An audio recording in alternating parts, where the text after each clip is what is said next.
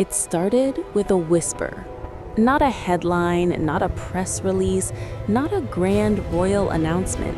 Just a quiet, almost accidental remark inside Windsor that slowly spread from one conversation to another until suddenly it felt like the entire royal world was holding its breath.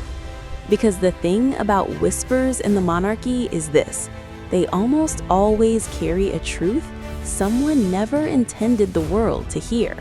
And this one cuts deep. We're talking about a royal secret tied to legacy, loyalty, and a piece of jewelry so historically powerful that it was never meant to become public conversation. A tiara, but not just any tiara. One believed to have been personally reserved by the Queen Mother herself for a future Princess of Wales, long before anyone even knew who that woman would be. Welcome back, and if you think you've heard every royal story there is, trust me, this one changes the atmosphere entirely.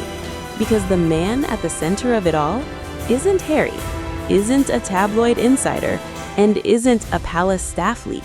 It's Prince Edward, the quiet one, the steady one, the royal who rarely finds himself in controversy and almost never becomes the center of speculation, which is exactly why what he allegedly revealed has shaken people so much. When someone like Edward speaks, even casually, people listen differently.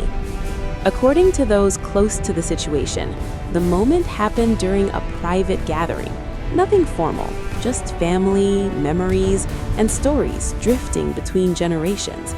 Edward began talking about his grandmother, the Queen Mother, and when he talks about her, it isn't political, it's personal. She was a guiding figure in his life, a symbol of strength, discipline, and survival.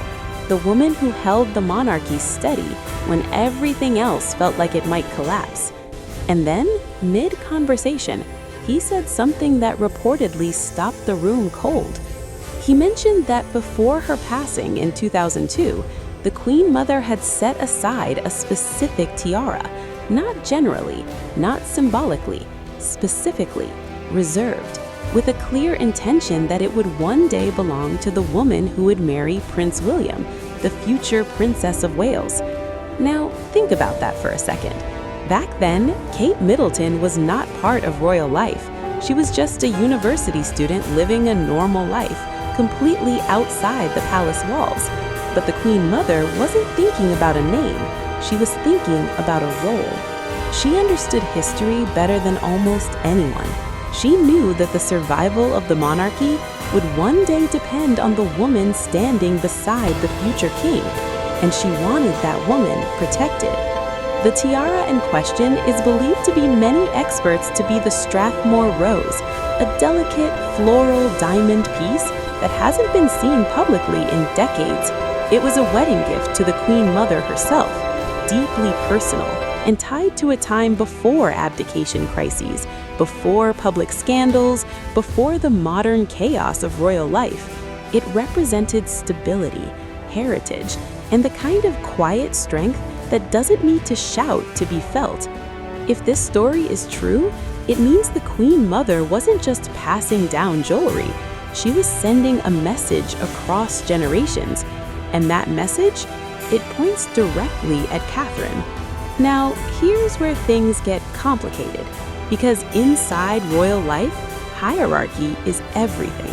Titles matter, order matters, and the current queen consort, Camilla, traditionally would have priority over the royal vault. That's how the system works. The highest-ranking woman wears the most significant pieces. No debate, no exceptions. So the idea that the Queen Mother may have intentionally bypassed that structure, even symbolically, creates tension. It suggests she saw the monarchy's future not in the present generation, but in the one after it, in William, in Catherine, in what they represent together. And suddenly, this isn't about a tiara anymore. It's about validation, legacy, approval from beyond the grave. For royal watchers, the implications feel massive because Catherine's journey hasn't been easy. The scrutiny, the pressure, the constant comparison, the relentless expectation to be perfect without ever appearing demanding. She has been expected to be graceful, silent, resilient, and endlessly supportive. And somehow, she's managed to carry that role without cracking publicly. Some believe Prince Edward mentioning this now wasn't random at all. They think it was intentional, a reminder, a quiet defense. Catherine has faced a storm of speculation, health concerns, public pressure, and non-stop commentary. Bringing up the Queen Mother's support is like placing a shield around her, a way of saying she was always meant to be here, even before we knew her name. It reframes her entire presence inside the monarchy. She's no longer just William's wife. She becomes something more symbolic, someone chosen by history itself, someone anticipated. And timing matters. The monarchy is in a period of transition. King Charles carries the weight of the crown, but the global spotlight keeps drifting toward William and Catherine. They represent continuity, youth balanced with tradition, stability without rigidity, the future without rejecting the past.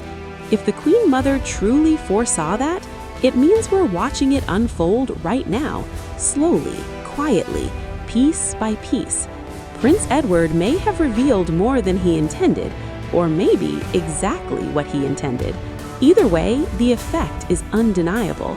People are looking at Catherine differently, not as someone who married into royalty, but as someone who was always expected to stand at its center.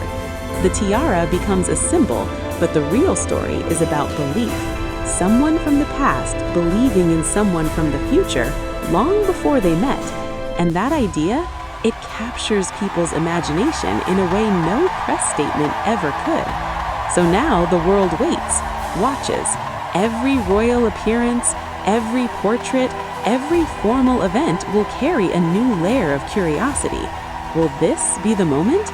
Will this be the night the mystery piece finally returns to the spotlight? Because when it happens, it won't feel like jewelry debuting. It'll feel like history completing a sentence that started decades ago. And maybe that's why this story resonates so much. It reminds us that the monarchy isn't just ceremonies and headlines.